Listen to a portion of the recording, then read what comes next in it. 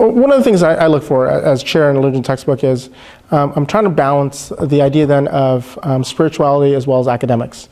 And sometimes that's hard to find because a lot of textbooks go either one way or the other. And being taught as an academic course, sometimes it lacks some of the material that's substantial that we want kids to be able to learn. But on the other side, if it goes too far, then there's no substance, which becomes difficult then to be able to put something in the grade book. And so looking at a textbook, a religion textbook, I want to be able to find a balance. And not only that, but also to be able to find a balance where kids can understand. One of the challenges that we have in teaching religion is that our classes aren't differentiated, which means that there are no honors religion, but there's honors math and there's honors English. And so one of the challenges that we have is to teach everyone and to teach all the kids that are here. And so we have kids that are high level and some kids that are in regular classes and some kids that are church and not church. And so we're looking for a textbook that can sort of fit everything. And I know that's difficult, but it's important to be able to find that balance, to find something where I have enough or the teacher has enough to be able to talk about it in a substantial way that says that what you're studying really is faith and there's a theology behind it, but there's also a personal witness and understanding that this is my faith and I'm sharing it with you as well. I'm really excited about the Credo series. One of the reasons why is simply because of finding that balance and having looked at book one and seen the textbook.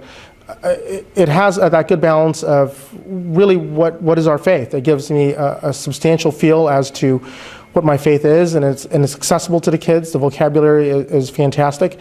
The layout is nice in terms of there are pictures, it's broken up, it's not too wordy, there are different colors, and so it's very attractive.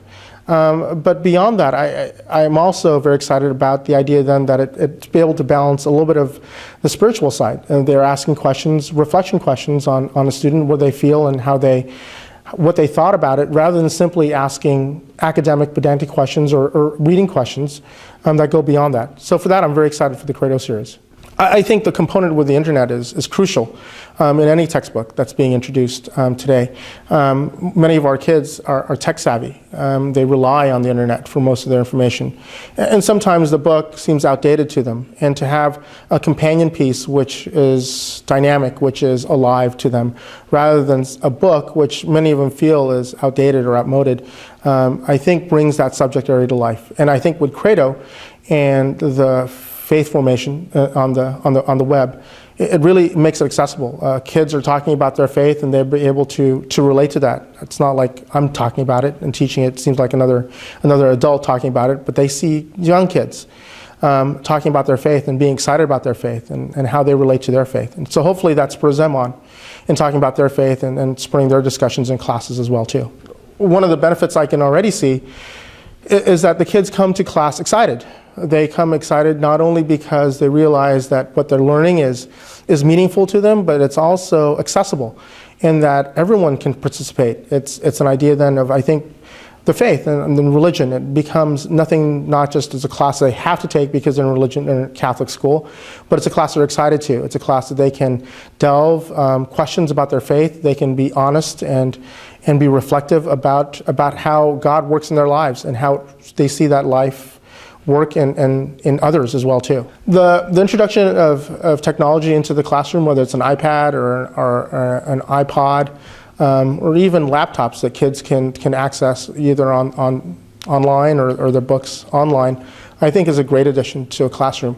Again, the challenge would be to be able to not only integrate it well and to make sure that everyone has access to that technology, but to be able to use it in a way that's beneficial. So it's not just something that's static where they're reading their textbook off the iPad, but it's actually interactive. And I think that's what technology should do. It should allow kids to be able to interact with a subject area that's beyond just simply a textbook. The ability of the teacher to be able to interact with the student via the internet, whether it's blogging or whether it's through Skype or through a webcam, I think is exciting. It brings you outside the classroom. It brings this the subject area to be more accessible to the students, and it allows them to to interact in a way that's maybe comfortable for them.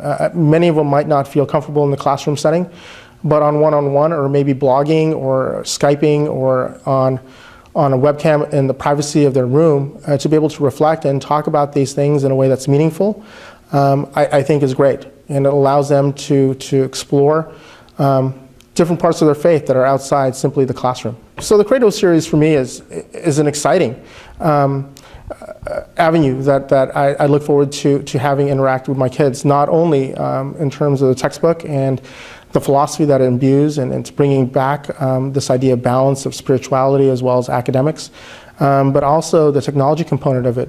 I'm looking forward to that and interacting with my students beyond the four walls of my classroom. And to see what they can come up with, I think, is exciting as well too.